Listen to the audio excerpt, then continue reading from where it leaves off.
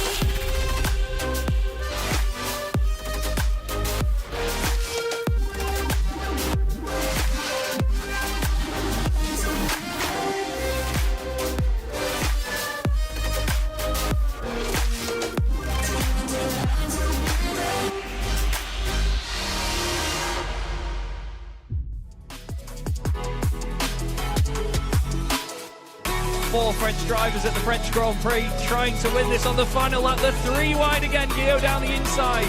Guillaume moves across, they're both in front of Milan and Pouget. Before you know it, we find ourselves here in the very final race of the competition. And then they see truck racing and they think, this is crazy, you know, these are 5-ton machines, 1200 horsepower brake. Oh, look at that switchback. Oh, you can look and the switch to show off.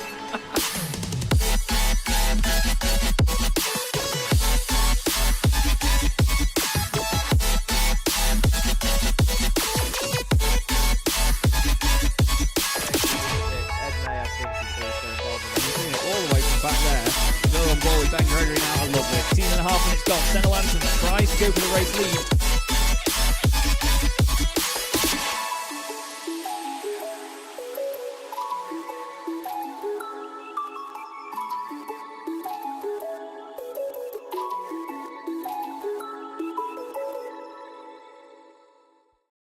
Racing isn't easy, but experiencing it is.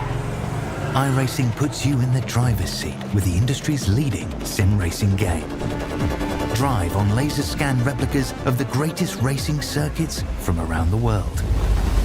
Go head to head against other drivers chosen by skill-based matchmaking to ensure competitive racing at every level. Compete across all your favorite series. In officially licensed cars, engineered to deliver the most accurate driving experience possible.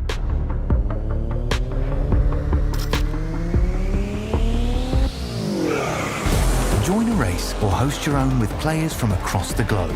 Race against the computer or in a league with friends. Feel the thrill behind the wheel. Visit iRacing.com.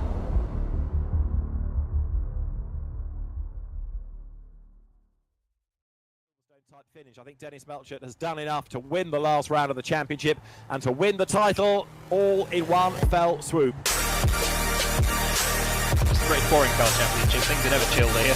Honestly, the cars may be a bit dull, but wow, the racing certainly isn't. Fastest lap of the race now, Ben Lambert. Look at Andy Fox coming through the middle. He makes a little bit of contact.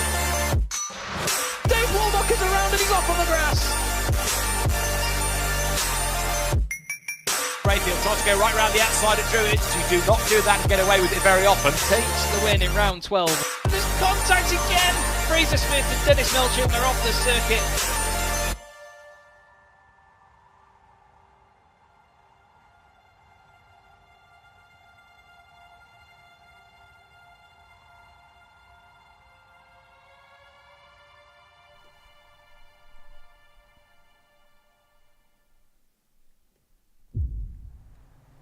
Good evening, everybody. Welcome to Chaz Draycott Media, and welcome to another 2 races in the British Boring Car Championship by Abruzzi Racewear. Rounds 9 and 10 of Season 3 take us to the beautiful Knockhill in Scotland. This unique circuit makes its first ever appearance on the calendar.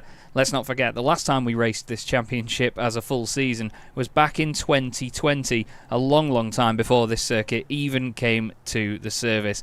It's a delight to be back here, though. This is my first broadcast, actually, at Knockhill, I must say. I've raced here a couple of times in the sim. I've just done a few little fun flirting about sessions, as we call them. But my name is Chaz Draycott. I'm delighted to be alongside Ed May once again, who makes his return back to the commentary box after a week off.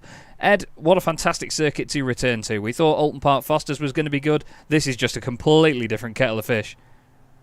It is. It's very good to be back, and I'll tell you what, I'm going to be really looking forward to seeing all of the cars motoring their way down into Duffer's Dip. There's no corner like it, is it? The way it just sort of drops down almost like a cliff, isn't it, in towards McIntyre, and then sharp rise up in towards Butchers in the chicane.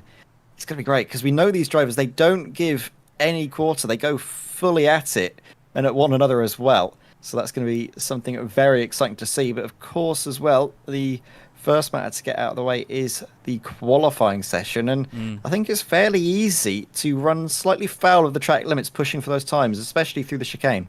Yeah, definitely. You have to be so conscious of the curbs here. There's so many blind apexes and blind exits as well that the drivers really have to keep in their minds. So there's certainly a lot of commitment required here at Knockhill. We're on the international layout, which is the usual layout you'll see racing on. However, in a lot of the different racing clubs that visit here, they run a reverse layout of Knockhill, and sometimes even what's known as the national circuit, which is almost like a little rallycross track that goes right after Duffer's Dip and cuts back and then heads down towards the final corner back again. Looking at the championship standings, it's still a tie at the top. Jake Cranstone and Henry Morse come away from Alton Park, scoring 13 points each on the night. So they still have a tie up there, with Kyle Ridley moving into 3rd place after his first win in the championship. Sam van Olst takes a big boost to his title chances as well. He moves up to 9th place, though. With how close it is at the moment, Ed, you never know. Just one result can change it so much, can't it? Yeah, it can. It's so finely poised. It's amazing to see that this championship is still as close as ever. The two protagonists, like you mentioned, just locking horns together, and I'm just so excited to see what'll happen. I mean, at the moment, the times in this practice session are showing that Patrick Dopart could be a driver on fine form. Currently a little bit quicker than Jake Cranston. Not by a whole lot, but every little bit can really be the difference maker on such a short lap. It absolutely can. Jake, obviously, right up there in the championship standings. There's Duffer's Dip. Massive drop down. But look at the commitment these guys can get out of these Volkswagen Jettas. It really is a car that you can throw around very hard. You just need to be really conscious and really careful of the ABS. Look at it over the chicane. It's amazing to see how hard these guys are pushing. And it is one of those cars, like I say, that you can just give it maximum attack. And as long as you know where the track limits are, just like that, you just know where your limits lie. I think one of the interesting points is going to be the fact that there's going to be a lot of dust kicked up on the circuit tonight, Ed. We could already see a bit of it there from the little bit of onboard we had with Jake Cranstone, and there's clearly a lot for the drivers to think about over a course of a lap, and that is varying grip levels. Yeah, you can also see the lines there taking, particularly into that final corner, the wide line taken by Patrick Dopart to maximise his run out of the corner. In a racing scenario, that's going to leave it wide open for drivers to try little cheeky moves down on the inside. So that will again create some interesting flashpoints in the race with drivers trying those cheeky dives. Look at them. they just look like bricks just being lobbed through that chicane, don't they? It seems like there's no finesse at all, but I can tell you behind the wheel, it's a surprisingly delicate act that needs to be performed in these cars, because you don't want to scrub the tyres too much and then have no grip whatsoever. It's one of those weird cars that, like we've said so long, it's easy to drive but very difficult to master and get that extra few tenths out of it. Yeah, for sure. The drivers that are really quick in these things know it inside out and have been so quick in them for so long. And Henry Morse is one of those drivers. He's always been quick in these machines. A lot of the drivers, as you'll know by now, racing in the Racing Line Jetta Cup. And we unfortunately do not have the boss man of the Racing Line here tonight, Jack Johns. He is unable to make it this evening. So too is Michael Blake. We send Michael our best wishes. But Tom Minot has just joined in the session. He's in the garages somewhere in there. But he will now be taking to the circuit. We were wondering if Tom was going to make it, actually. He's just a bit late joining in the session. But I think there's going to be a lot of commitment required from these drivers here tonight, Ed. This is going to be a very exciting evening's racing.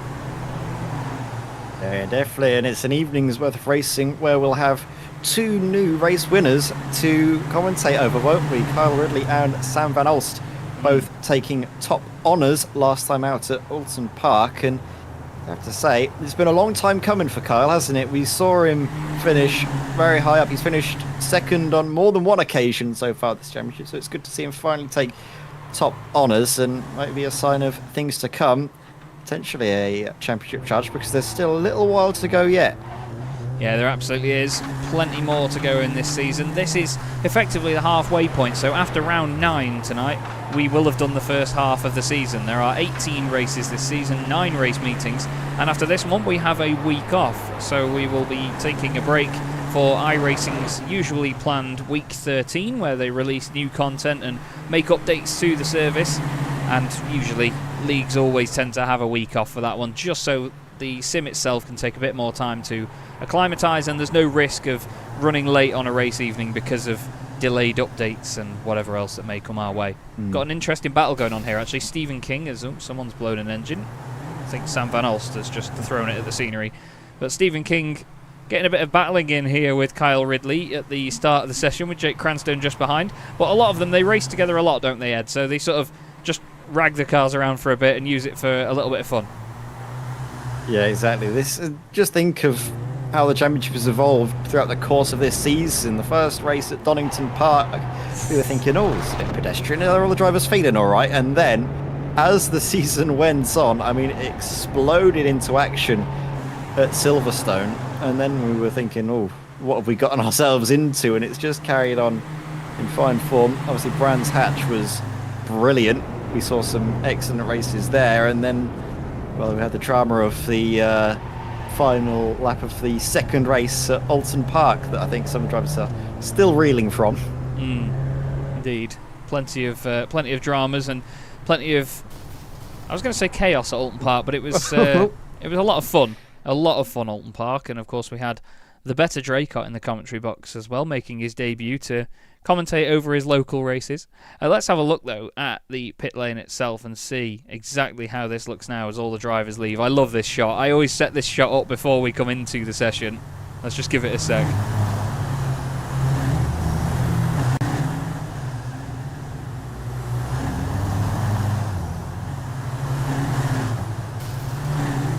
Now, if they weren't all the same shape and didn't sound like hoovers, it'd be so exciting. Yeah, the Jettas groaning their way out of the pit boxes down towards the circuit, getting ready for the outlaps.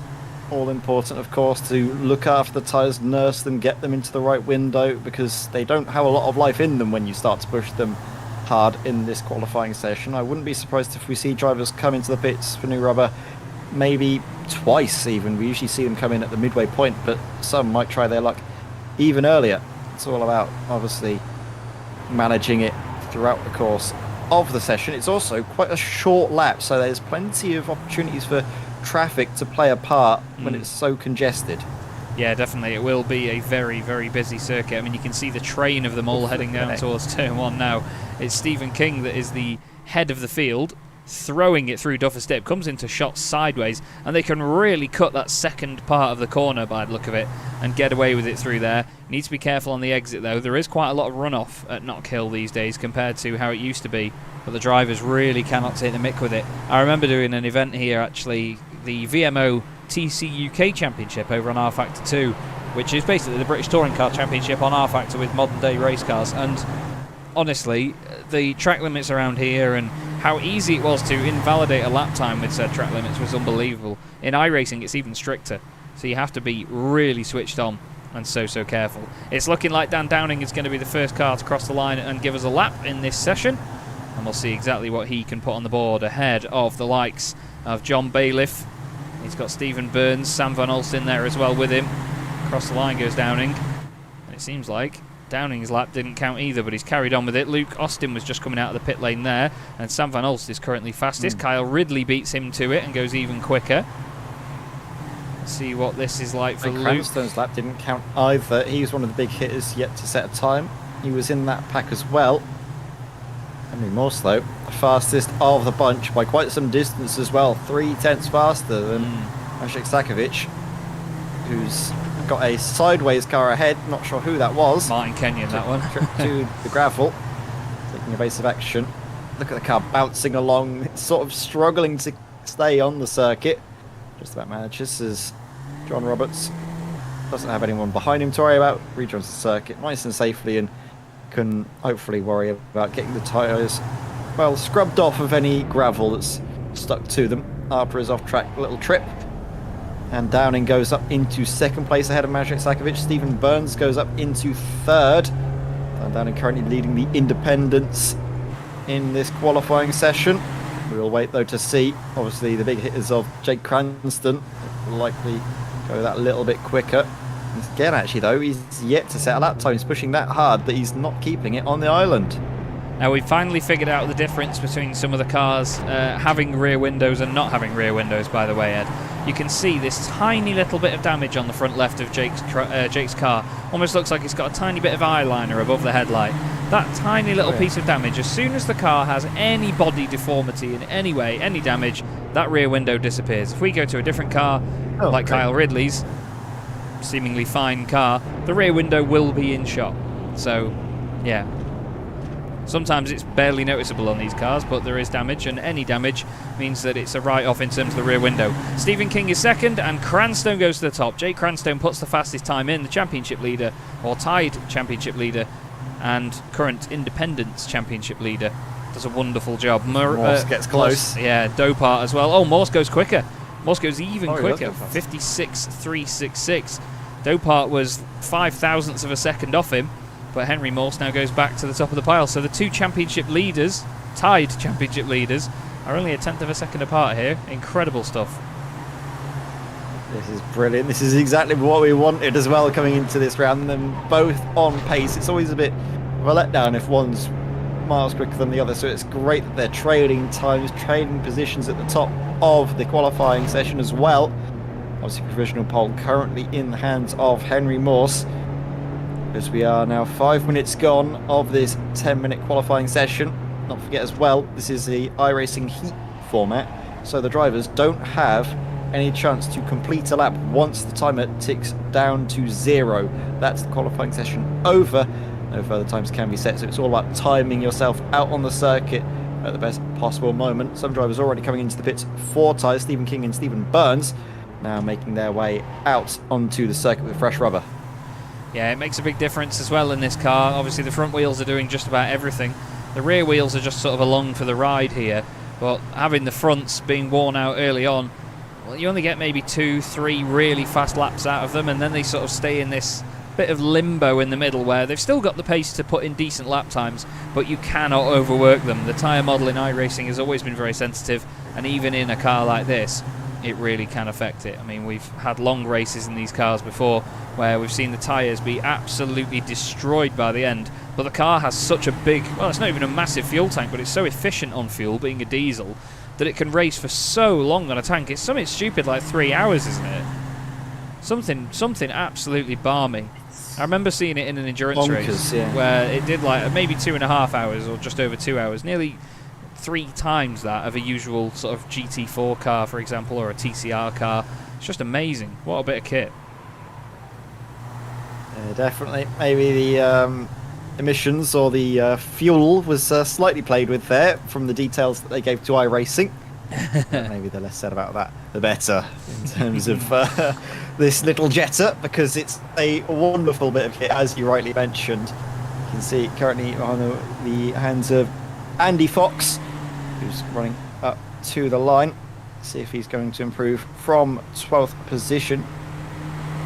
Got about 2 tenths or so to make up to get up to Dave Waldock, and a little bit even more to get up to Kyle Ridley, who's currently in that 10th place spot, the all-important 10th place spot as well for the races, because, just to remind you, we do run a partially reversed grid in this British Boring Car Championship, where for the second race, basically the top 10 drivers are flipped around, and means that we do have some exciting dramas to watch the front runners carve their way back up through the order.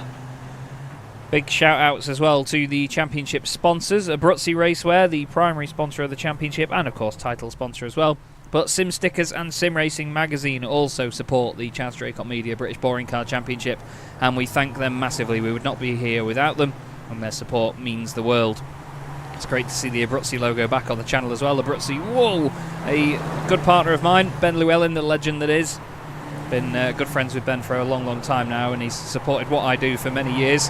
I actually just sent back a humongous box of sim racing gear to Ben recently that I've had for a while to be testing, taking pictures of and all sorts. Some very exciting stuff. But Abruzzi always do sell wonderful kit as well. They are a reseller for many great brands. Sometimes brands as well that you might not have heard of elsewhere, not the sort of usual Fanatec's and Thrustmasters everywhere. Some brands that, like I say, you may not hear of, but still produce amazing products. We've got cars running to the line again here, though, Ed. Patrick Dopart, 3rd. He seems to be the master of that position so far, because I think he's finished 3rd in every first race of the night this season, or something stupid. Yeah, he's always there or thereabouts, and another driver that you've got to say is a contender for a race victory sooner rather than later, as his teammate Dave Waldock is off in the grass. That's on the run towards the chicane as well, a very weird place. Maybe just overcooking it on the exit, slightly tapping the gravel. It's easily done.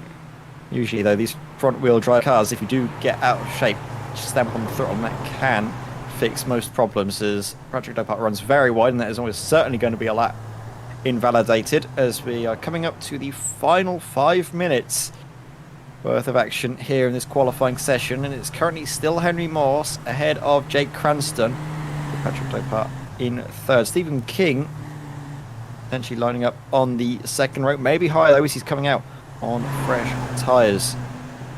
Him and Morse working together almost here to weave and get heat into the tyres, maybe a bit of slipstream. Look at this, they're using the exit of the corner to get a big run down the start-finish straight. Nothing wrong with that, because it's not outside of track limits, I guess. That's right, well, I guess, it's definitely not outside of track limits. I was just going to confirm as well, Patrick Dopart, before Alton Park, had finished 3rd, then got no points, then a 3rd, then got no points, then a 3rd, got 3 points, but then in race 1 at Alton Park he got 4 points, and then got a 3rd.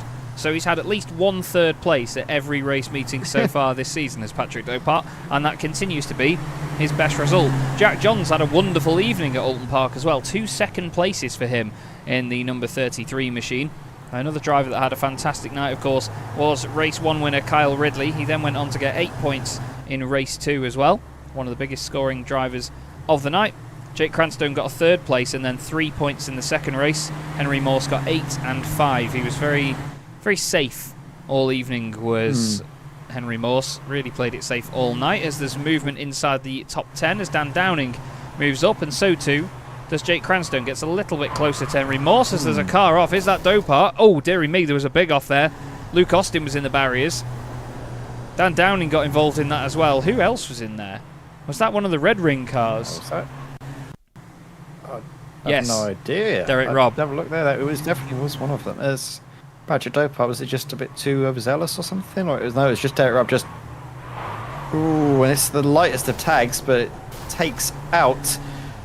Oh, flipping heck! Several drivers actually involved. Luke Austin was the innocent victim in all of that, and on for a good lap, you know. But there's still time in the session to get times in, just about. This is Jake Cranstone coming into turn 1. He sees just a cloud of smoke. Oof, and he's very lucky to escape without any damage. Only just gets through that, does Jake Cranstone, but does a wonderful job of it all the same. On opposite lock as well through there. It's not quite the night to be in a dodgy MOT car, unfortunately, by the look of it. John Roberts and Simon Price, 21st and 22nd at the moment in this race. I think they're the only team so far that hasn't scored points, unfortunately. Ericsson Hitters got some points in the form of, was it Martin Kenyon? I remember the reason why they didn't get any points. So they were having a good run of things at, well, I believe Brands Hatch, it was, Chaz, and then, well, Kirsten, the commentator, struck them pretty viciously. I'm not sure if any of that was to be seen at Alton Park. Maybe it's in hibernation for now, and we'll see some good results from them. Because, of course, while qualifying is important, it's not the be-all and end-all. There's no points scored for this. Jake Cranston, purple in the first sector. Is that enough to get any faster, any higher up the order? No, it is not. He stays a 10th back from Henry Morse. Almost 2 minutes remaining, 2.5 minutes, and Henry Morse has got fresh tyres. It was almost an identical lap as well by Jake Cranstone, actually. His best is a 56.47, and he did a 56.47. So he's certainly still able to match that pace, but just not improve it. John Roberts has done a better final corner. Interesting to hear that Twitch is not working, actually, again. This has happened before, actually. There's sound is fine, but a black screen on mobile, according to Simplay Race. So apologies for that, mate. Apologies for that. An offline screen on PC as well. Yeah, I think I know what that is. Unfortunately, that's something that I cannot get around, I'm afraid. So we will have to kill the Twitch stream. But that's something that we can potentially work on. I'm not sure. I don't want to get myself in too much trouble by telling you exactly what that is. Anyway, Henry Morse coming to the line. He's going to start a final fast lap here, because let's not forget, Ed, that as soon as that clock ticks to 0, that's it. You don't get time to finish your lap. No, he doesn't, so he's going to go all out here, just chuck it at the corners and hope it'll stick. Be careful, of course, of the track limits. Jake Cranston is probably only going to get one final attempt in as well, unless he gets over the line pretty sharpish. Patrick Dopart, where is he out on the circuit as well? Another driver that is in contention for that pole position. He'll, I think, just miss out on a second bite of the chase. This will have to be a good lap to get pole position or onto the front row. Look at the wide line he takes.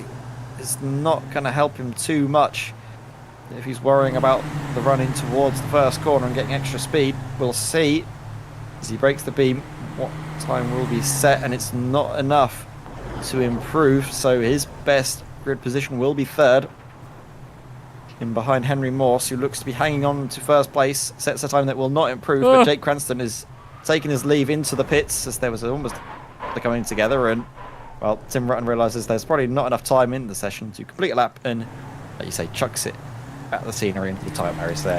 Maciej Sakovic on a lap will be able to get this one over the line, but will it improve from 8th position? Right, the beam does not go any faster, unfortunately. Carl Ridley as well goes over the line, no improvement. Michael Ellett stays 17th, no improvements late on in this session. I think the drivers have pushed a little bit too hard and maybe worn out their rubber, as that's the end of qualifying. Just like that, and that is the end of it. Qualifying sorted, and Henry Morse gets a point for pole position here at Knockhill. He is exactly a 10th faster than Jake Cranstone in that session. Patrick Dopart, the master of third place, is there once again, with Dan Downing alongside him on the second row, exactly 2 tenths off pole position. Stephen King is next up alongside Stephen Burns and all Stephen row 3. Then it's John Bailiff and Maciej Sakovic side by side on row 4. Sam Van Olst for Nodaphone lines up alongside Teams Championship rival Kyle Ridley for Team Jane Fonda. Andy Fox, welcome back to the Championship, Andy. Starts 11th alongside Dave Waldock, 2 drivers that have been with us since the very start of Boring Cars. John Tusting is next up, a return for John as well, with Tom Minot alongside him on row 7. Tim Rutten, race winner in this championship, lines up alongside effective teammate but also fellow independent Stuart Clark. Then we have Michael Ellett in 17th alongside another independent, Luke Austin. Derek Robb for Team Red Ring is alongside Martin Kenyon on the 10th row of the grid. And then the final row, 21st and 22nd, it's John Roberts and Simon Price. So there is your pole sitter and the top 2 in the championship as well. Henry Morse alongside Jake Cranstone, the American driver, and the Brit, with Patrick Dopart just behind them. Kyle Ridley 3rd in the championship now, all the way down there in 10th position, seemingly miles away here at Knockhill. Nathan Stockton in the chat, good to see you, mate. Hope you're doing well. This is on iRacing indeed, the British Boring Car Championship. BTCC liveries by yours truly on the Volkswagen Jetta TDI Cup cars. It is a riot. And round 9 of said British Boring Car Championship by Abruzzi Racewear is underway for the first time in its history from Knockhill. And it looks like a very even start between Morse and Cranstone. Henry goes to the outside line to cover him off before they even get down to Duffer's Dip. A very tidy start from those guys. What's it going to be like further down? A little bit of 2x2 here and there. Looks like a fantastic start for John Roberts, who's gained 3 places already. Stuart Clark has had a nightmare start and dropped down quite a bit. Seems like it's busy but tidy in the midfield at the moment. But touch wood, Ed, because here they go over the chicane. Look at it. Yeah, there's a little bit of argy-bargy there, as that's one of the, that was one of the Team Netcode cars of, that was Michael Ellett, getting a little bit argy-bargy with Luke Austin, but they all managed to navigate the chicane safely enough. Henry Morse now needs to be careful of the inside line. Jake Cranston, they take a wide line in qualifying, but are they going to do the same in the race? They go a lot tighter than we're used to seeing, that's for certain. Moshe Sakovic all the way around on the outside. He's battling with John Bailiff, but just hanging on, getting some nice slipstream as well from the car ahead of, I think that is Stephen Burns, so that'll help him out somewhat as they come down towards Duffer's Dip. But up the inside, Ajek just has to yield to John Bailiff, and Sam Van Olst finding his way through. A little cheeky there, but makes the move stick. And now all of a sudden, as soon as you get forced offline around here, it's going to be even harder for him, as Bashek being able to keep Kyle Ridley at bay as there's more bumping and barging. I think John Tusting has been muscled out of the way by Tom Minot, and the Ericsson hit us car as there's contact, and again Michael Ellett in the walls, finds himself forced off the circuit. Yeah, Michael Ellett there on the grass on the outside. John Roberts and Tim Rutten are now side by side on the exit. John Roberts is turned by Tim Rutten. There was not enough space for all of them there, and I think there's been more drama on the outside. Whoa! Tim Rutten is up and in the air and over. I think Tim understeered wide on the exit of the corner. And, well, they got stuck together almost. Yeah. John, I think. John Roberts went across the front of him. We'll go on board with John and see it from his perspective. So you can see it all checking up in front of him here, because they go side by side through the chicane. It's never going to work. Tim Rutten runs wide. Austin takes advantage of it. He goes down the inside and makes it work. And John Roberts decides to follow him through there. He's with Tim Rutten. Oh, he's the one that's understeered wide. There's not enough room for Tim on the exit, and then Tim comes back across with Derek Robb, and the two of them go flying into the barrier. James Thompson had a very scary incident there actually once at Knockhill in the late 90s, and had a big hit into the barriers. And it wasn't the only big incident James Thompson had here either. I believe there was one that nearly ended his career in the Cavalier actually, where it rolled over many times while he was testing it, but luckily he was okay. And these guys, well, obviously with it being just the sim, they can get away with big incidents like that and not be hurt. Once again though, Ed, if we look just inside the top 10, we've got both the Nodaphone cars inside the top 10 and both Team Jane Fonda cars inside the top 10 as well. So this team's championship battle between those two, sure, it's not as close as it was before Alton Park, but it's still definitely all up for grabs. Yeah, definitely. All it takes is a few results, and you can see it get a lot closer. And that's the thing in this championship. There's only points for the top 10. It's easy to find yourself scoring nothing. So it's always great to have these drivers up there battling away inside the top 10. Currently, the reverse grid pole position is held by Kyle Ridley. Would be greatly appreciated with a front row start in the second race. Obviously, to try and get one more race victory to his tally, as there's Tom Minot having it coming together again. The cars seemingly stuck together. That's Luke Austin, another car we've seen bashing together. As why did he stop in the middle of the straight? Going on there? It was just a complete roadblock, and I don't think Simon Price really had anywhere to go. Both cars were blocking both the right and left-hand lanes of the track. What on earth happened there to Tom Minot? He just decided to stop in the middle of the road. Luke's gone and sent it down the inside. Two of them come together. Tom comes back on, and I mean, well, he's still flat at that point. Trying to push him out of the way or something. I don't know. And then, I mean, there's no excuse for stopping in the middle of the road. But yeah, still. I mean, Simon Price has dragged back what's left of his car. He went up in the air. Minot and Rob were involved, Price and Elliott. A bunch of those guys just completely in the walls further down. I think the nicest way to put it down to is a bit of a brain fart potentially from Tom Minot. I think that's the nicest term and phrase you can use for something like that. But out in front, it's a lot cleaner for now because Henry Moss has built up a slight margin to Jake Cranston in behind. It's half a second, so it's not the most comfortable lead that Henry Moss has had so far this season, but it's enough just to keep Jake Cranston at bay. Patrick Dopart as well, like you say, the driver with plenty of third places to his name, could be taking one more if he's able to fend off Dan Downing, who again is just waiting in the wings. So far so good though for Henry Morse, who will be looking to, well, get one over on Jake Cranston. I think his main goal for both of these two drivers is not necessarily about the race victories, even though that's likely to be the case. It's just to finish ahead of the other. Yeah, definitely. You've just got to make sure that you score points over your main championship rivals at the end of the day. Points mean prizes, and as long as you're scoring more than the guys in the championship that you're fighting with, that's what it's all about. Tim Rutten pushing on after returning back to the circuit out of the pits. We've heard from Stuart Clark, by the way, that the wife just turned off the modem by accident. I don't know how you do that by accident, but maybe, I don't know, maybe unplug it by accident for something else, I'm not sure. But unfortunately, Stuart did not take the start of the race. He is out there racing, though. He has carried on.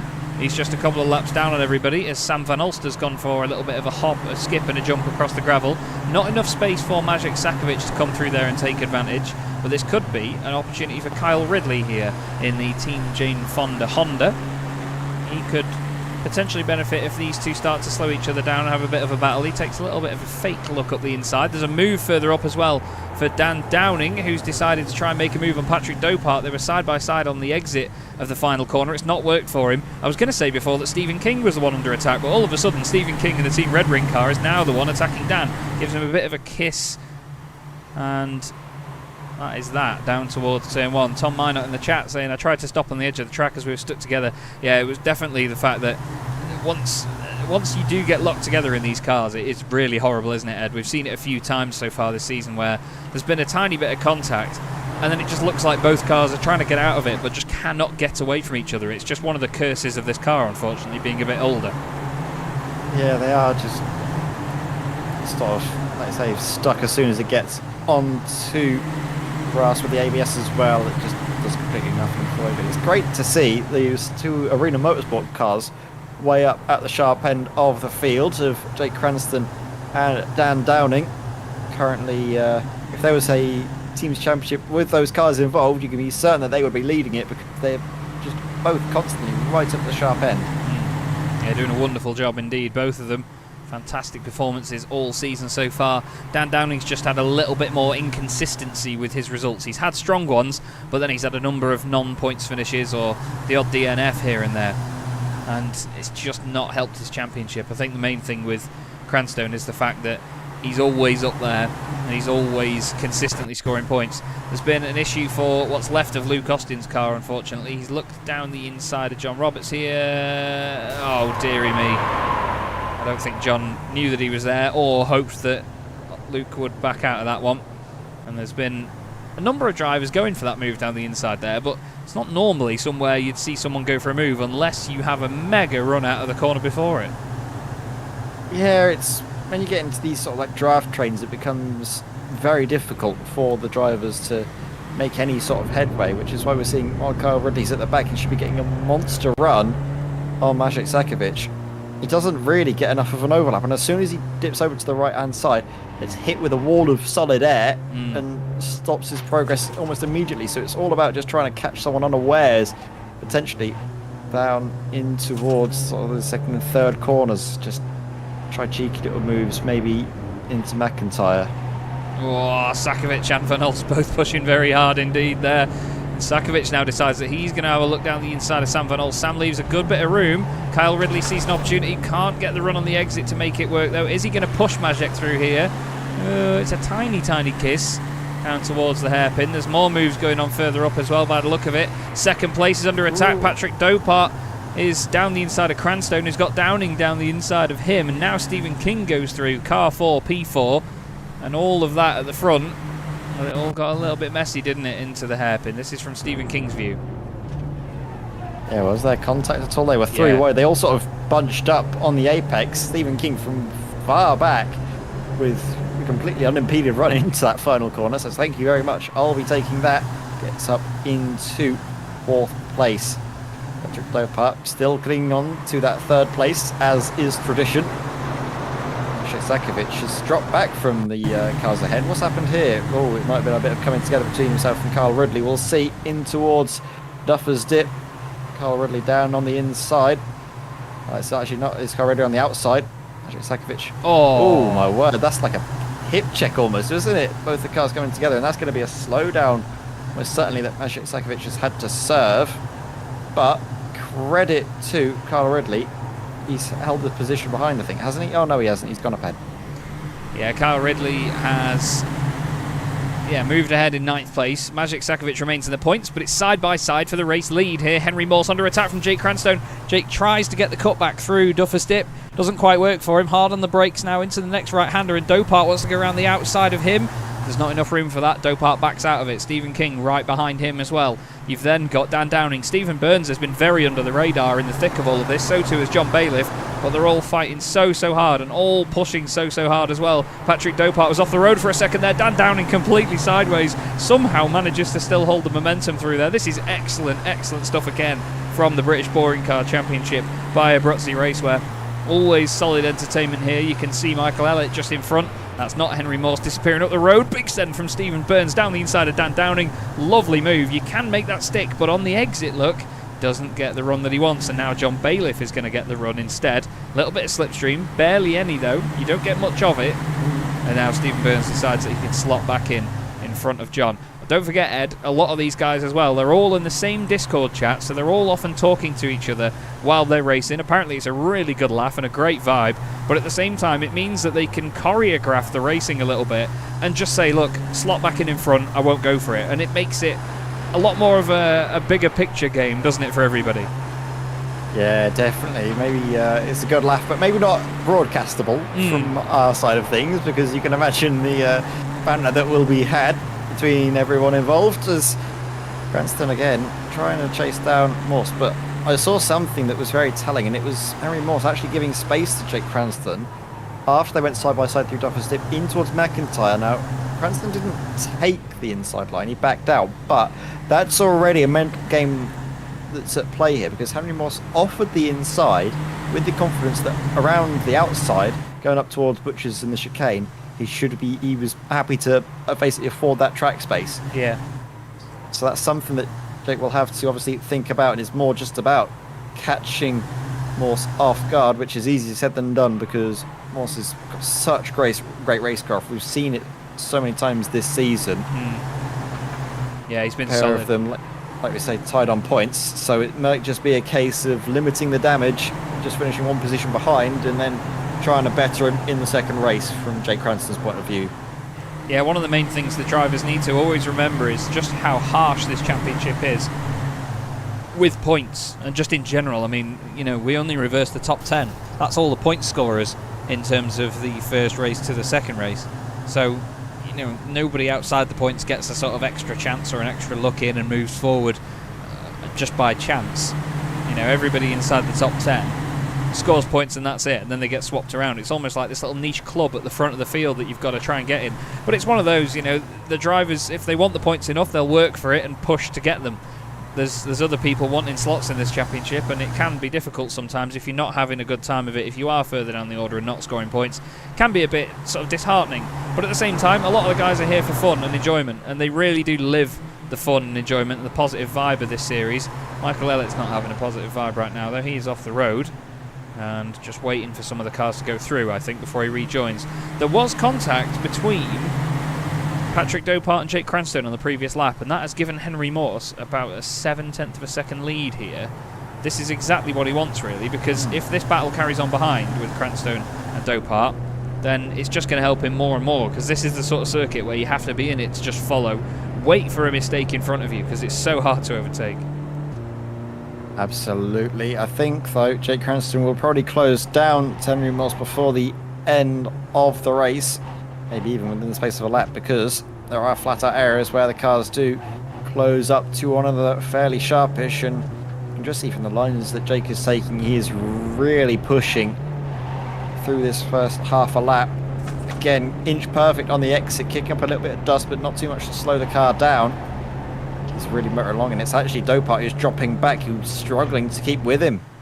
Yeah, absolutely, and Dan Downing's dropped away a little bit as well. He's now under pressure from Stephen King. He's re-overtaken him on this lap, but it's slowed them all down here, and Stephen Burns wants a piece of the pie as well. Look at John Bailiff in the white Vodafone car. Big send up the inside. Great opportunism that by John Bailiff. Side by side now on the exit, the four of them, 2 by 2. It's Downing and King, and then Burns and Bailiff, with Sam Van Ulst watching from a distance. Let's go on board with Sam Van Ulst, shall we? Get a bird's eye view of this. Looks like Bailiff has decided to back out of that one. Burns just cuts across him a little bit to say, yep, you're definitely staying behind me. But look, by not being in that early on, Sam Van Ulst has closed back up with them again. Cranstone has caught up to Morse, got away from Patrick Draycott. These races develop and change and writhe around, and just the shape of the race changes so often, so quickly, doesn't it, Ed? Yeah, Draycott's breaking away from King as well, so it's all shaking up there, because King's obviously been stuck trying to defend from all of this drama and whatever else that he's currently stuck in. Stephen King, though, great battle and great determination to, well, after being overtaken by Dan Downing, to then take it back, as that was a little lunge, wasn't it, up the inside. Manages to just about be fine in the Vodafone Jetta, staying in the slipstream, looking at the times coming through, and actually Henry Morse pulled away from Jake Cranston on that last lap, so Morse still has some pace left in the tank and in the tyres to fend Cranston off. Patrick Draycott still there waiting, just in case these two battle. He'll be there to pick up the pieces. That was a nice run as well, actually, out of the chicane by Patrick, just to close that a little bit more. Yeah, the two Vodafone drivers, John Bailiff and Sam Van Ulst, essentially, what would you say, emulating the late David Leslie and Laurent Aiello at this point. David Leslie ran the blue windscreen banner in 1999 for Nissan, and Laurent Aiello was the 1999 champion with the red windscreen banner. The Nissans were on another level, the RML Nissan Primeras in 1999. They were rapid in 98, but the 99 car was just the most unreal thing.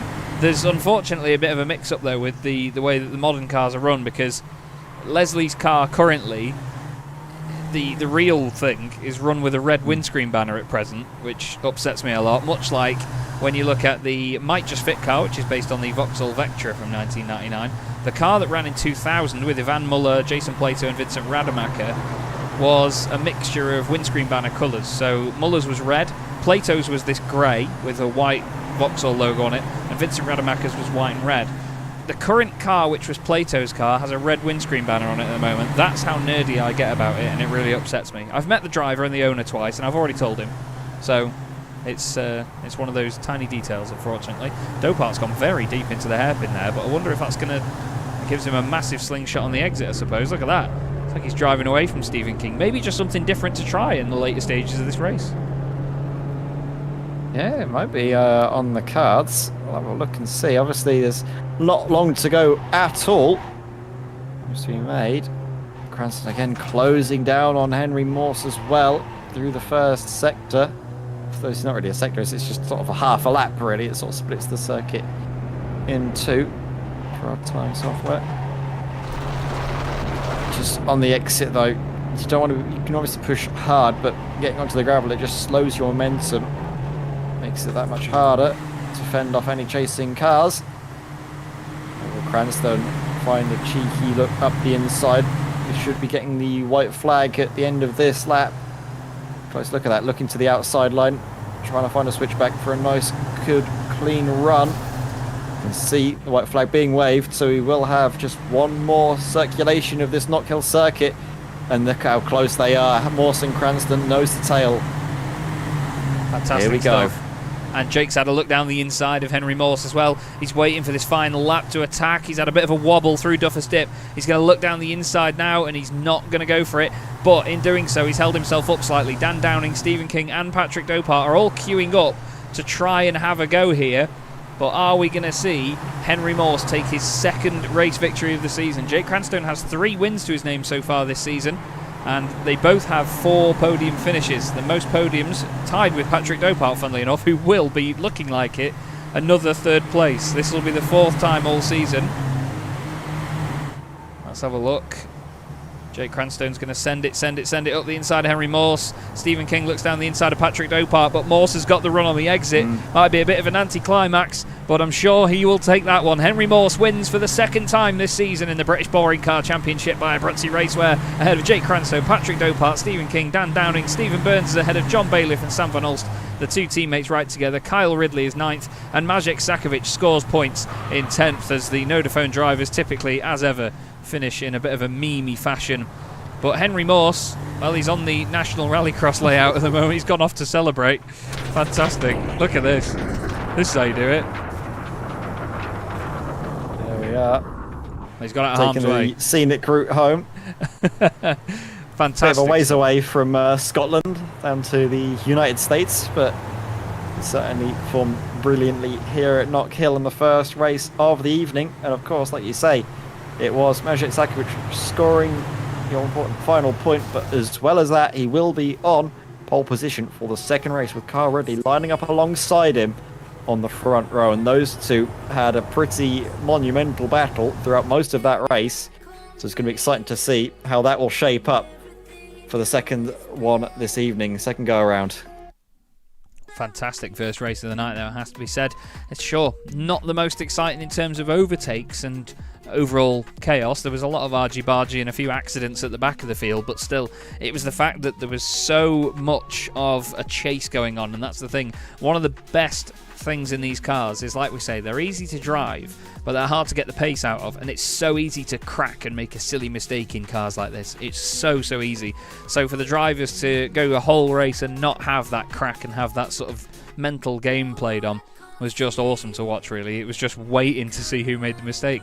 Henry Morse wins for the 2nd time this season. He, Jake Cranstone and Patrick Dopart all score their 5th podium finishes this season. Stephen King, car 4, P4, a great run again from Stephen, with Daniel Downing scoring vital points in 5th. Stephen Burns, like I said before, very under the radar, but still a great result for him and the team. Nodaphone 7th and 8th, more consistent teams championship points, and would you look at that, Kyle Ridley right behind them as well. Team Jane Fonda and Nodaphone taking it to Henry Morse, who unfortunately for him has been the only scorer of points so far for Team Netcode, but actually challenges them in the team's championship. Next up, we've got Maciej Sakovic in 10th place, scoring the final points scoring position. He will start on pole for race 2. Andy Fox is 11th on his return to the series, with Dave Waldock in 12th. John Tusting is 13th, ahead of Martin Kenyon, with John Roberts recovering to 15th, Luke Austin 16th, and then the cars that were 1 lap down or more. We were looking at Michael Ellett and Simon Price, with Tim Rutten 1 lap down as well, Stuart Clark after a late start, Derek Robb and Tom Minor unfortunately not making it to the end. I believe Derek Robb as well has that, he said his paddle shifter fell off, which is why he had to go to the pits a little bit early actually in that one, Ed, which is a far from ideal situation, but still, very entertaining first race of the night, I'd say, and with the reverse grid it should be even more spicy. Oh, it will be. We're going to be in for a real treat here at Knockhill. We were excited to see what this circuit had in store for us. It's the first time, you say, even I've had a chance to commentate around here and to see these jetters in action, but it didn't disappoint. We will have a quick little break for ourselves just before we get started with the 2nd race of the evening. So let's have a nice drink, get a sit down, and we'll be back very shortly.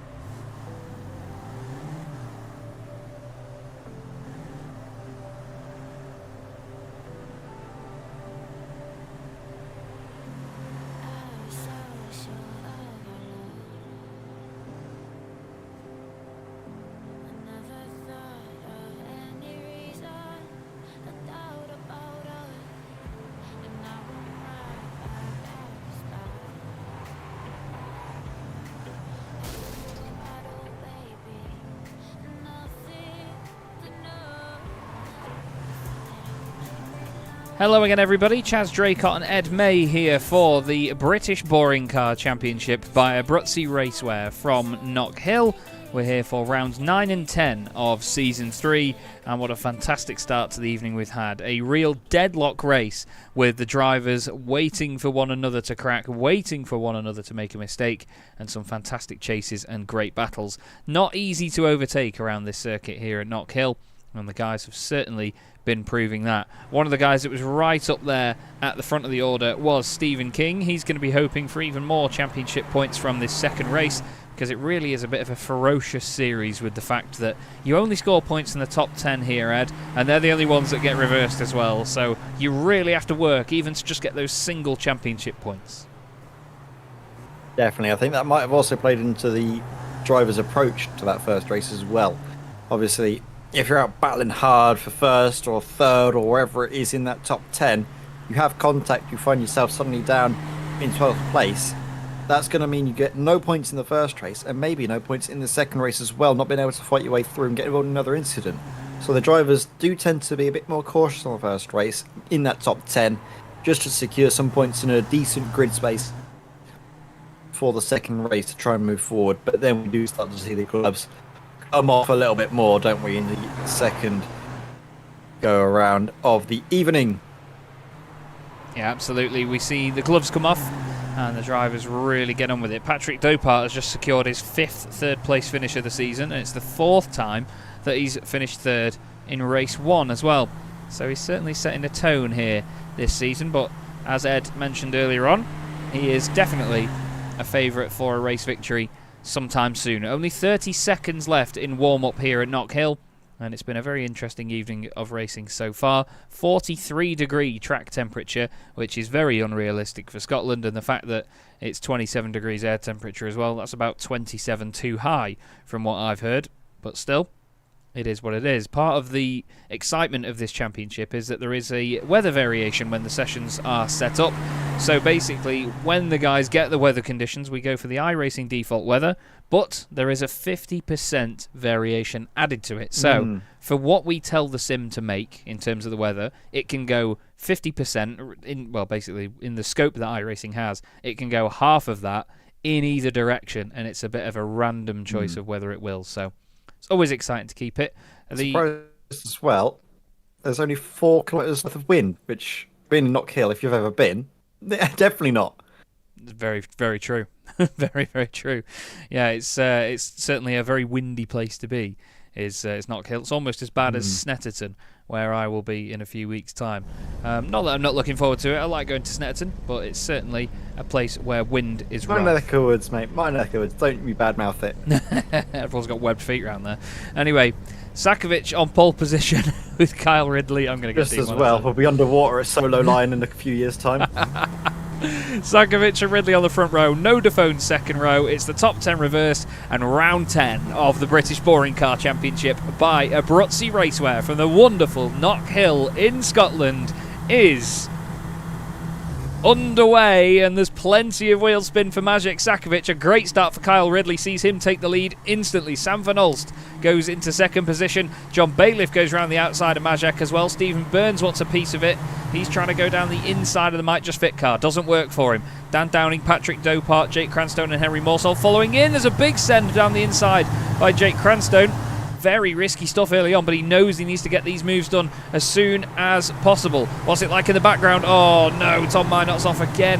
Tom Minot having a very, very rough evening so far, and the car rejoins in a very bobbly fashion.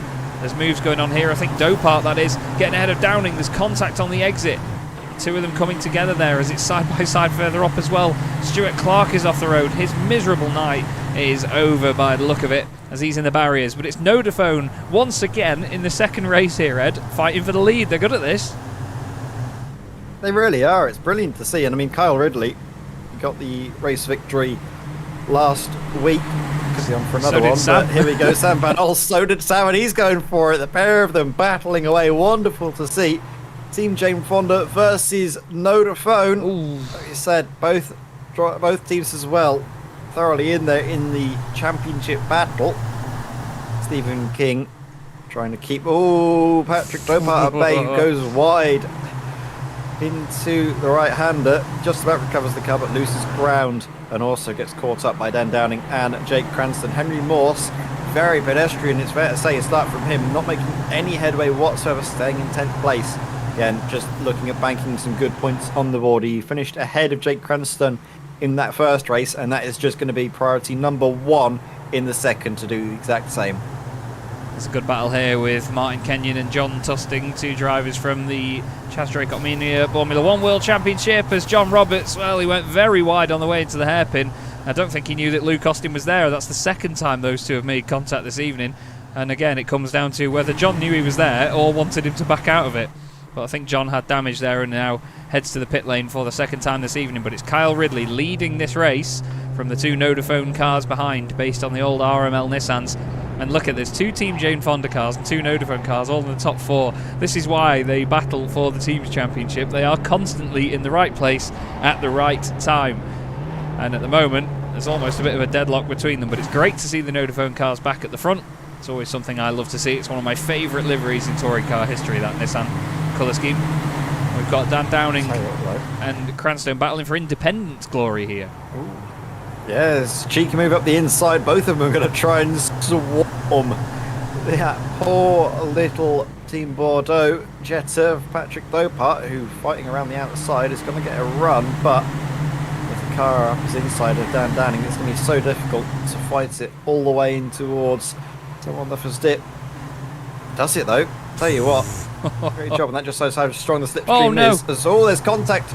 2 cars coming together. Dan Downing, does he get it stopped in time? Yes, he does. I thought for a moment we were going to see him just completely get into the ABS, struggle to get it stopped, but he does budge Henry Morse out of the points, down into 11th place, but there's still a long time to go in the race. It's not over yet, and Henry with a good run after a little bit of an off-track excursion by Annie Fox, just dipping a couple of wheels onto the dirt, but that's all it takes for Henry to go back up the inside.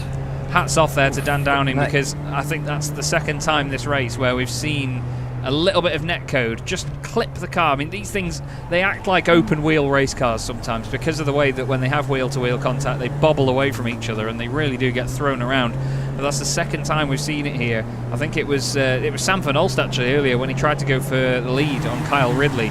Because of Kyle's internet, Kyle is in Australia, so because of the netcode involved there, we saw it earlier with Magic Sakovic. There's not much you can do really, to be honest with you. No. But Sam Van Olst got a real flick on the front left of it, and it chucked him off to one side. And unfortunately, we saw the same again there for Dan Downing through no fault of his own or anybody else's, but a great job to get it stopped. Yes, sure, at the expense of Henry Morse, but Henry got the position back eventually. John Bailiff is in the perfect place here because it was a 1-2 for Vodafone last week at Alton Park, and John was going to get let through by Sam Van Olst until a little mistake by Dave Waldock made a big difference to the race, and he went very deep, and John got knocked out of that position. It's now side by side again for the Vodafone cars. Yeah, they're sorting each other out, aren't they? They're properly going for it. There's that's smart by Kyle Ridley, just running a little bit wide on the way into that final corner. Almost the Rosberg-esque line, but this time actually making the corner. So that was good to see. There's actually what's not so great to see is the race of Magic Sakovic. He's had a terrible start, and it's just been so hard for him to get back up into that fight. Wheel spin at the get-go, got mobbed by the 3 cars behind, Kyle Ridley, John Bailiff and Sam Van Elst, and then battling with Stephen Burns and Stephen King, was forced offline, and both of them then just swept him by, and it's a struggle to get back into it from that point, but there's still plenty of time to go in the race, like we were just saying, for Henry Morse's sake, but needs to get a bit of a shift on. Currently got Daniel Downing splitting him from his main championship rival down in 8th place.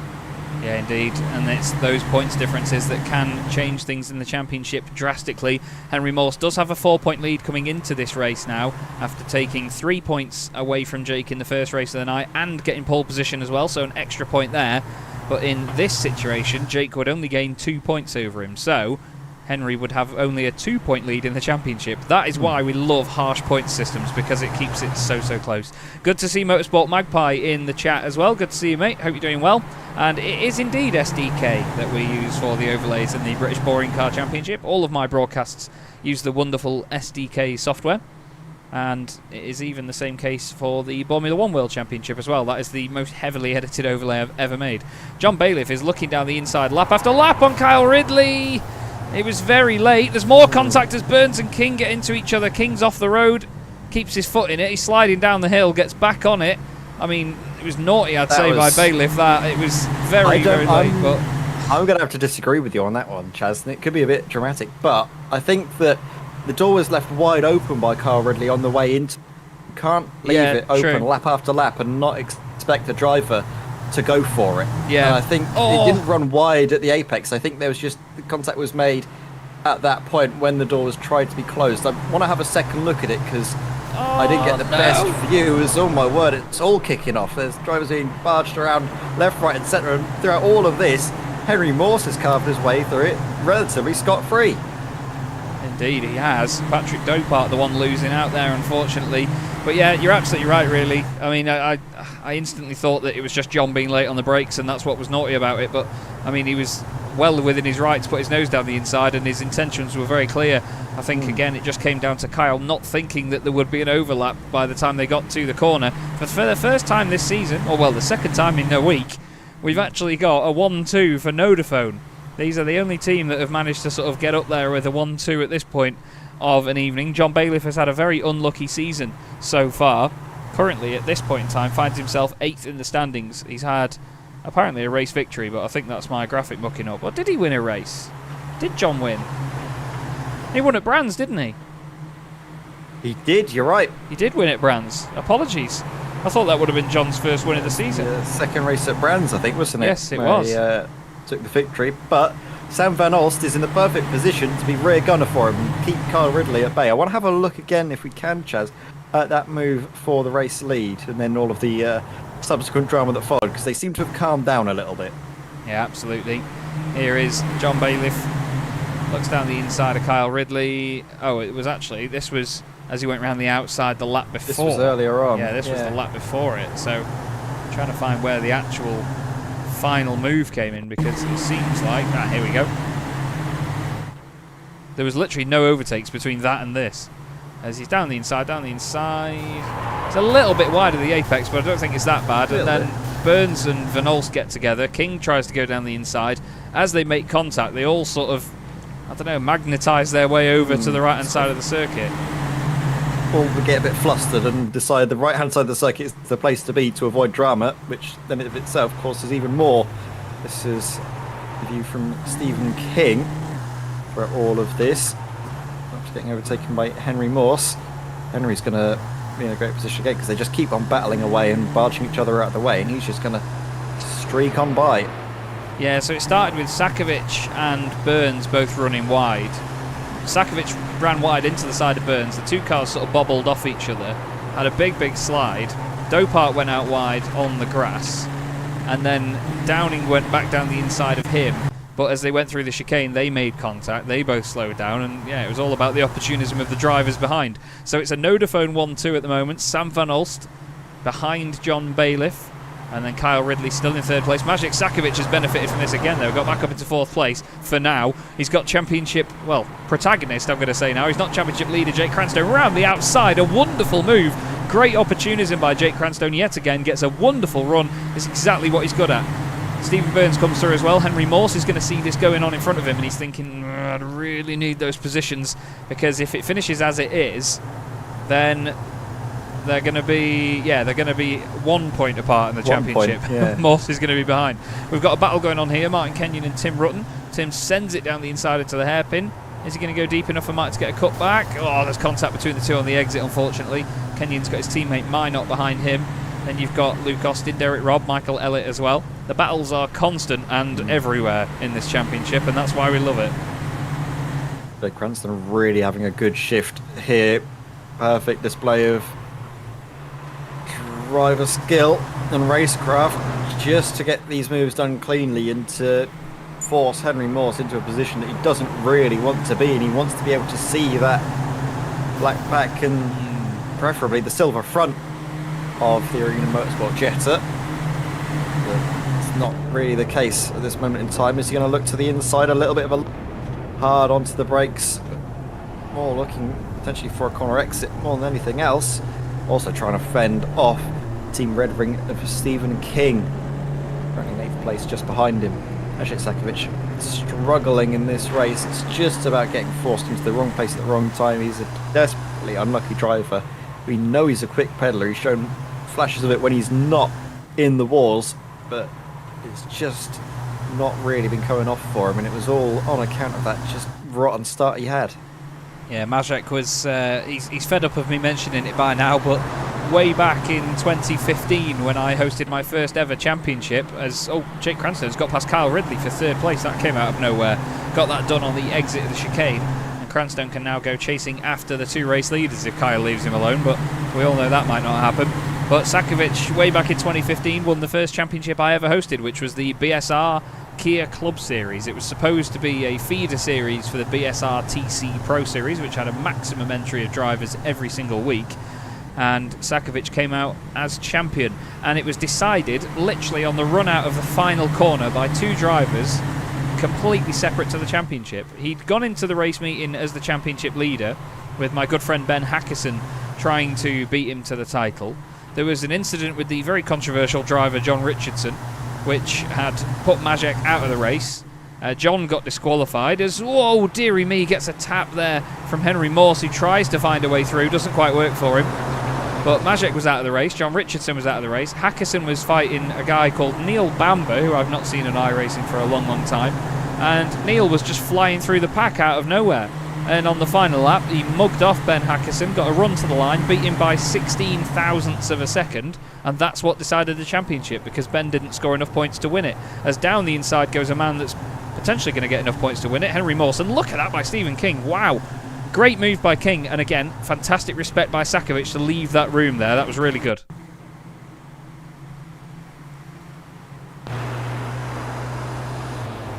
Here he is down the inside.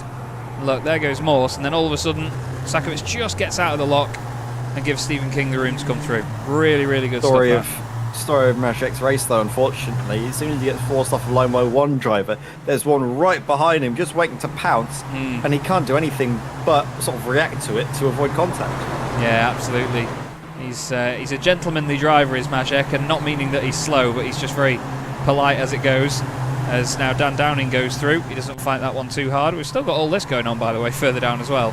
Martin Kenyon, Luke Austin, Tom Minot, Derek Robb, Michael Elliott, all of these guys having a good old scrap. John Roberts and Stuart Clark are having their own little blue and yellow battle further down as well. John Bailiff has a 1.1 second lead now here, though, Ed. Sam Van Olst is really acting as that rear gunner for him.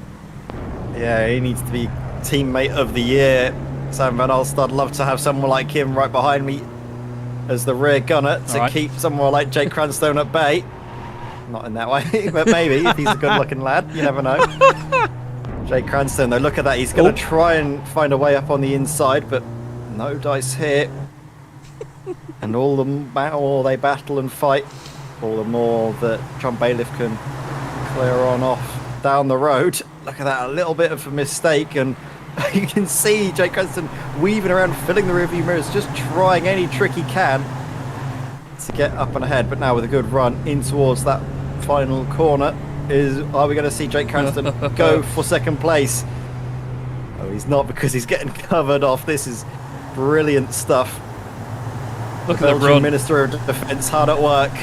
Look at the run that Cranstone's got, though. It's absolutely glorious on the exit of there. He's got it figured out by now. You can defend the inside line all you want, but Jake's just going to find his way around the outside. Is Van Olst going to hold it down the inside into turn one? You bet he's going to force the issue. Down the inside goes the Belgian. He runs a little bit wide. There's a tiny bit of a tap here and there. Can he still hold it to the inside? No, he can't. Jake Cranstone again proving why he is one of the front runners in this series. Unbelievable stuff. Just great confidence, but so clean with it as well. It's not overconfidence and it's not scrappy. It's just such a formal, clean run through the order, isn't it? It's amazing to watch. And Henry Morse is going to be watching this through gritted teeth. He's going to be admiring the drive, of course, of Jake Cranstone, but knowing that it's not going to be helping him one little bit. And actually, with the pace that Jake Cranstone has got and where he is at the moment, if it finishes as Jake Cranstone, I think, will be leading the championship by 1 point, especially now if Henry Morse is under pressure from King, which he is. He is as well. Stephen King trying it. Just tries it at the final corner, doesn't quite work this time round. 3.5 minutes still to go here at Knockhill in round 10 of the British Boring Car Championship by Abruzzi Racewear, also sponsored by Sim Stickers and Sim Racing Magazine. Thank you to everybody that's watching so far. Hope you're all enjoying the show. This is literally now the first race in the second half of the season, but we will be off for a week after this and then back once again for the next race meeting at Snetterton, which will be the first of our night races in the championship. It won't be quite as night racy as it was in the past in pitch black darkness by race 2, but it'll be certainly a lovely sunset and dusk conditions, which will just be getting fully dark by the time the second race of the night finishes. We'll have the same at the end of the season at Silverstone as well. But right now here at Knockhill, this is great entertainment. So many battles going on. It's always the second race that's like the last day of school. Stephen King now is on the outside line. He tried a move there on Morse, gets a run on Downing. Such a stalemate going on, isn't there, at this part of the field here, Ed? Yeah, you can see that the drivers are trying everything they can do, but they're not making any headway, especially Henry Morse, who's trying his best to get ahead of the likes of Stephen Burns and company, but it's just not really working out for him.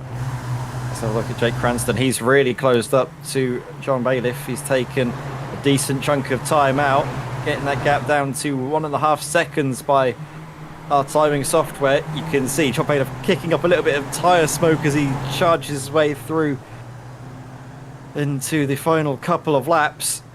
Will it be enough, though, to keep Jake Cranston at bay? Jake might be able to close in the moments, but not sure if he'll be able to overtake, because this is it now for Henry Morse, diving up the inside, muscling his way through, and he's actually going to gain a position and then lose out, so it's back to square one for Henry Morse. Did all of that hard work up the inside, maybe got into the ABS a little bit. You can see the car struggle to stop, and now he's got Stephen King for company just up ahead. Dan Downing and Stephen Burns close together as well. Stephen at his home race, of course, for this weekend, or this week.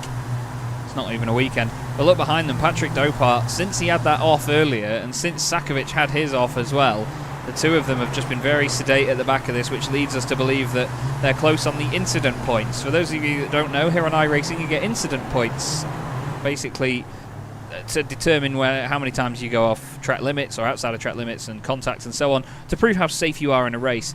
You can set incident point limits, and you can also have a sort of number determining whether drivers get a drive-through penalty, and that gives them a bit of a warning, and then later on they will then have a final sort of disqualification on the spot. On to the final lap then. John Bailiff has a 1 second advantage over Jake Cranston.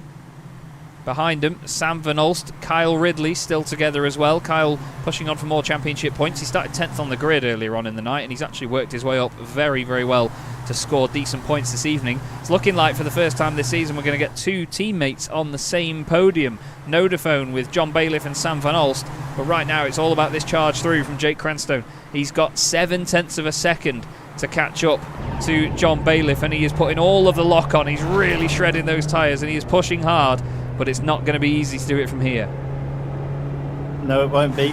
John Bailiff just needs to hold his line and not worry too much about Jake Cranston, not get scared. Just go through the motions into that final corner. A little bit of a lock-up, and he's going to struggle on the exit here, but I think he's got enough time in reserve to fend off Jake Cranston to win the last race of the evening. It goes the way of John Bailiff. Wonderful drive by the Nodaphone driver with teammate Sam Van Olst on third, on the podium with him. Great result for them in their team's championship.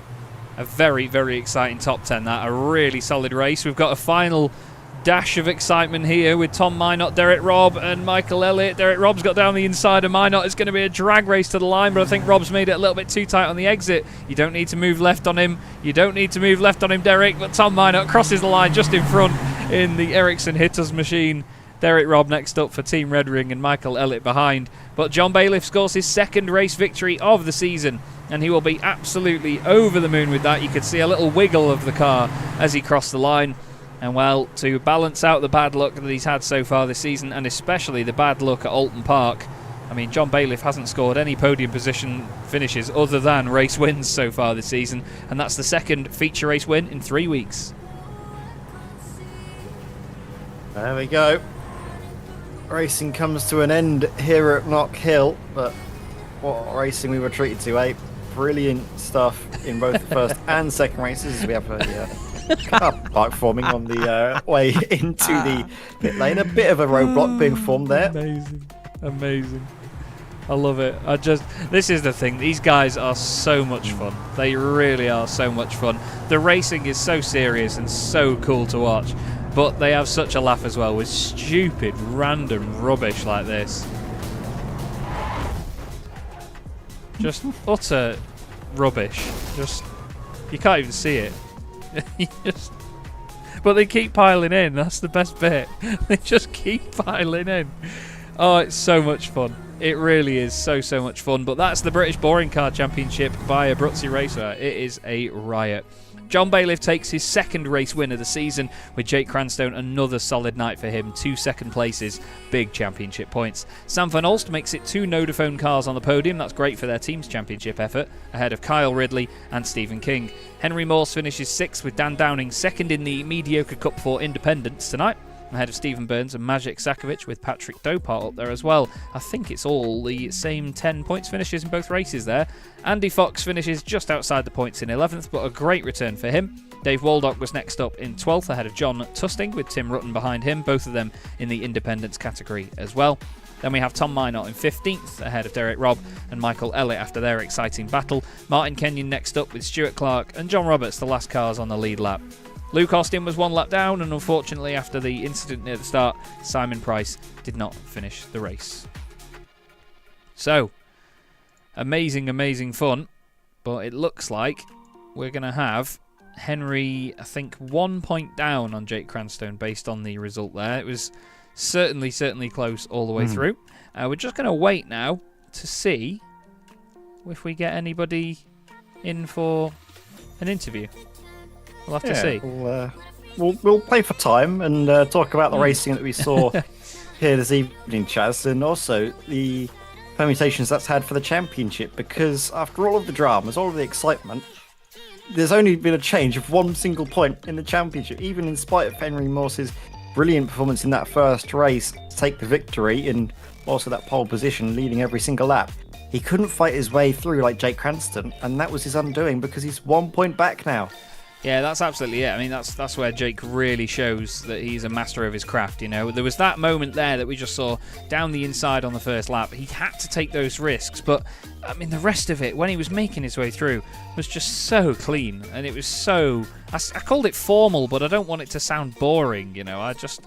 It's just the best way to describe it, is that it is such a clean run through. We can speak to the man himself, actually, Henry Morse, right now, who hops into the box with us. Thank you very much, Henry. First off, how are you feeling? It was a busy night round Knockhill once again. Yeah, I'm glad I was able to bring home the first run, but the second one, things just didn't quite fall my way. Yeah, that's it. I mean, one of the talking points tonight was that it's not about sending it and making overtakes everywhere. It's waiting for other people to make mistakes around here, isn't it? And hoping they make them in the right place. Yeah, and it was sort of unfortunate for me. I was able to get a really good run through the chicane, but that doesn't really do anything for you because it just puts you right into that 90-degree corner after. So, yeah, you know, did the best I could. I forced something at the end there. It didn't end up working out for me. Real apologize to Stevie in the last corner there. A couple laps to go. That was my bad. But yeah, other than that, just sort of taking what came to me and trying not to be too sloppy out there. Yeah, that's absolutely it. Again, it's a highlight of how difficult this car can be to just get pace out of, but you have to be right on the edge of this car, don't you, to get the most out of it, and so close to overstepping the edge. Oh, absolutely, yeah. Especially the way this car, the way they sort of modeled bouncing into this car, where when the moment when the wheel leaves the ground and then reconnects with the ground is quite dramatic in this car. So, and you have to deal with that constantly every lap at this track, and that's where 100% of the time is. So it's absolutely a knife edge on this track, more so than any other. Now you've got a week off to finally chill out from all the mayhem, but we go to Snetterton next time round on the little 200 layout. Is that a circuit you're looking forward to racing? I'm what I would call cautiously optimistic. We had our preseason race there and that was my first time driving on it, and I did all right. So I think hopefully I've learned a bit. I feel like I've gotten better over the last month, so I'm hoping I can be another contender there as well. Well, we certainly look forward to it because it is as tight as ever in the championship between you and Jake, and it is always a great spectacle. Is there anyone you'd like to give a thanks to before you go, Henry? Yeah, I'd love to give a quick shout out to Michael McDowell, the front left tire guy at Pac West Motorsports, and my friends and family watching, my roommate for helping me out with the Wi-Fi, and also a shout out to Sean Hingarani. Okie dokie. Well, lovely as always to speak to you, Henry. Thank you very much, mate. Well done on your win earlier on, and we'll see you at Snetterton in a few weeks. Enjoy the week off. You as well. There we go then, Henry Morse. Still sounding quite cheery after that, because obviously it's a bit difficult to come away from that and know that you've dropped a point or so in the championship, but it's so close that it can change so quickly, can't it, Ed? So long to go in the championship. It's only a point at the end of the day. There's no worry stressing about it all and getting all tied up, because there's so many chances for it to change later down the line.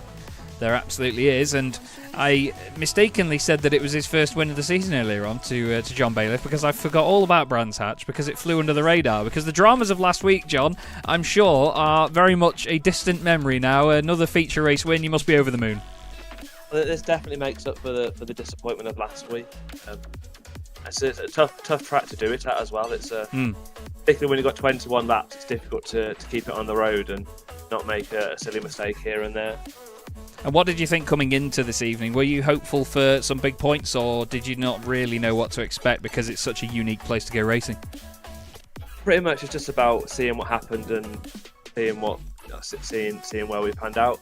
Like race one seemed like it was just a case of sit where you were and there wasn't much going on, but then it looked like in race two there was a lot more action.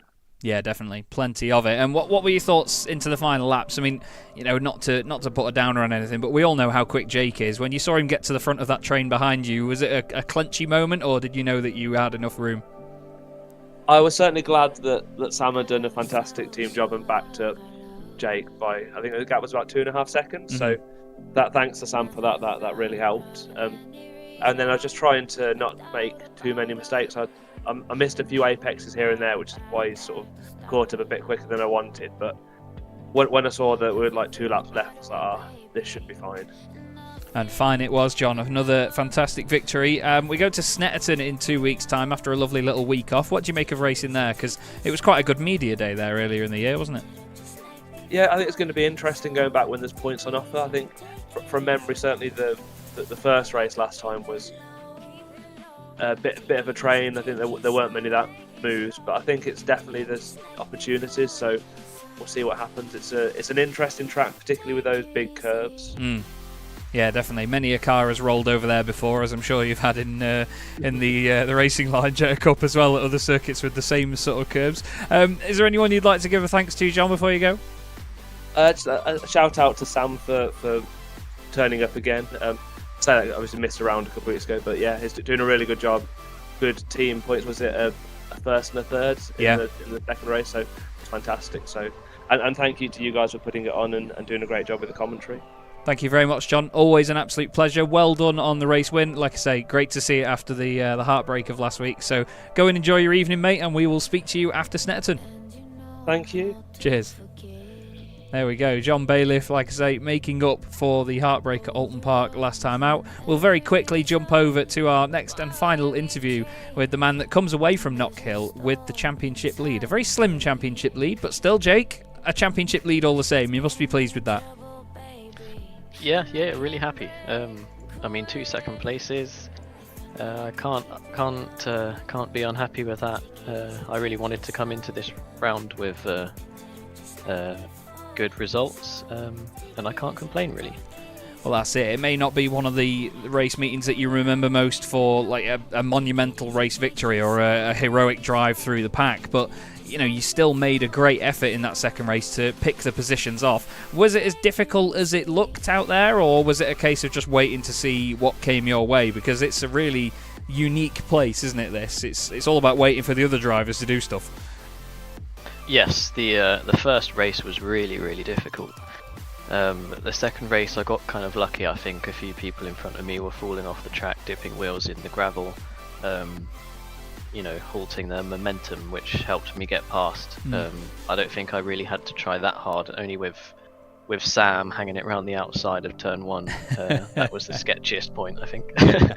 Yeah, that was bravery beyond belief. You certainly had us on the edges of our seats there, but that's what makes the difference sometimes in the odd championship point here and there, which, as you know, can change a championship completely.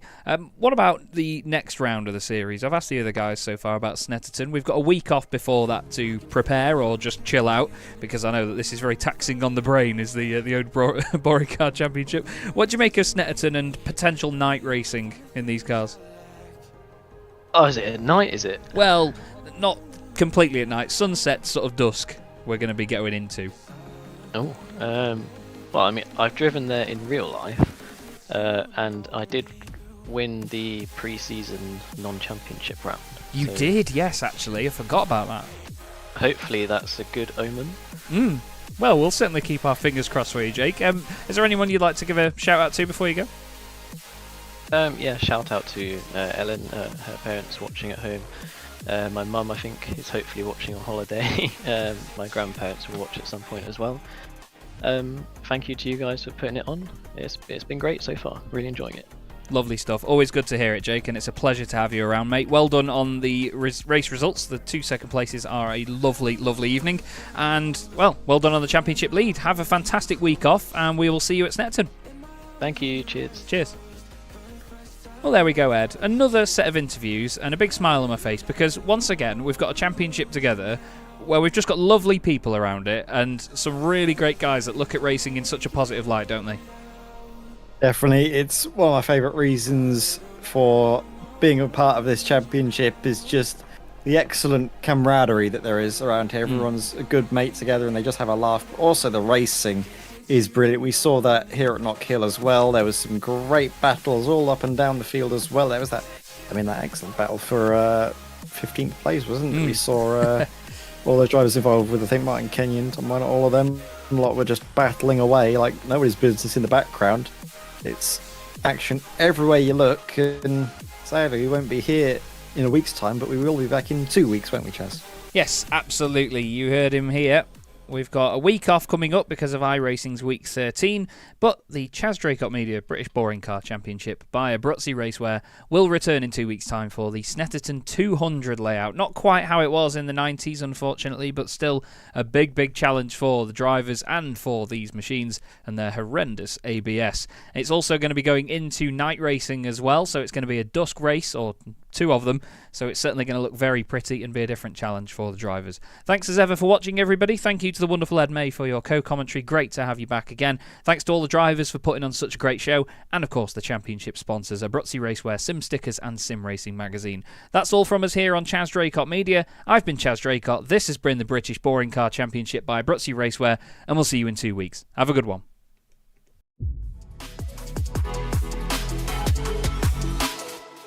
4 French drivers at the French Grand Prix trying to win this on the final lap. They're 3 wide again. Guillaume down the inside. Guillaume moves across. They're both in front of Milan and Pouget. Before you know it, we find ourselves here in the very final race of the competition. And then they see truck racing and they think, this is crazy. You know, these are 5-ton machines, 1,200 horsepower brake. Oh, look at that switchback. Oh, he's in love and a terrific show off.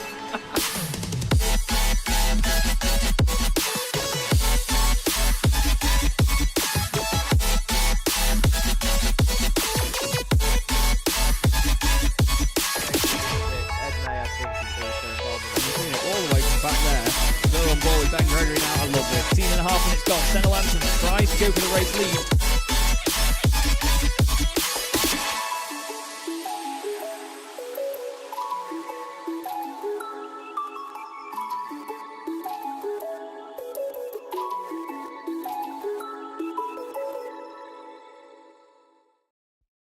Racing isn't easy, but experiencing it is.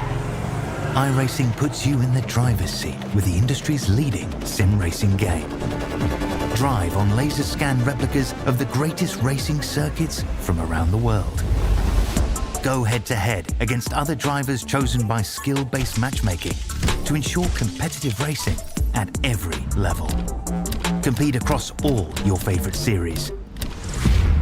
In officially licensed cars, engineered to deliver the most accurate driving experience possible.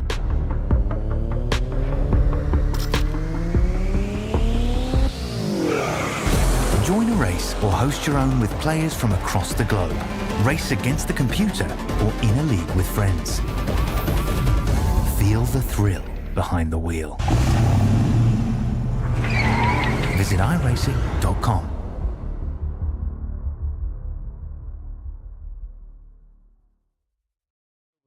Finish. I think Dennis Melchett has done enough to win the last round of the championship and to win the title all in one fell swoop. It's a great touring car championship. Things are never chilled here. Honestly, the cars may be a bit dull, but wow, the racing certainly isn't. Fastest lap of the race now, Ben Lambert. Look at Andy Fox coming through the middle. He makes a little bit of contact. Dave Waldock is around and he's off on the grass.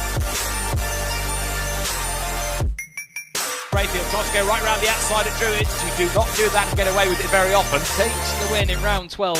There's contact again. Fraser Smith and Dennis Melchett are off the circuit.